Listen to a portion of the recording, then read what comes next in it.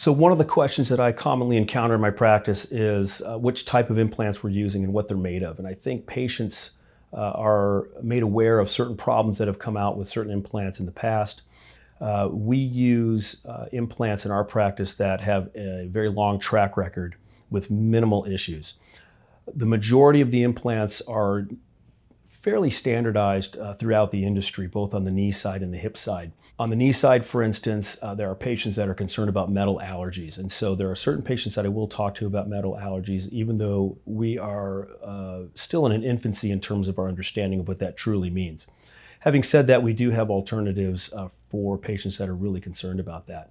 On the hip side, the majority of the implants are titanium, which is tried and true, and it's been around for 40 years. Very inert material. We've had very little problems with the actual implants and hip replacement surgery, but where we have had problems was with the bearing surface where the ball and socket actually came together.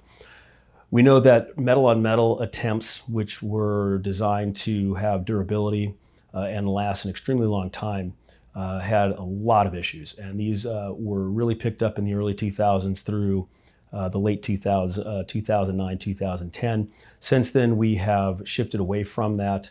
And now the bearing surface that is probably the most common is a highly cross-linked polyethylene liner in the acetabular cup and a ceramic femoral head, which have characteristics similar to what a metal-on-metal bearing surface would have, but without the problems of some of the reaction issues that a small population of patients would experience.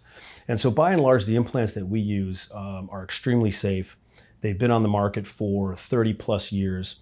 They've had very, very little issues in terms of recalls or patient reactions to them.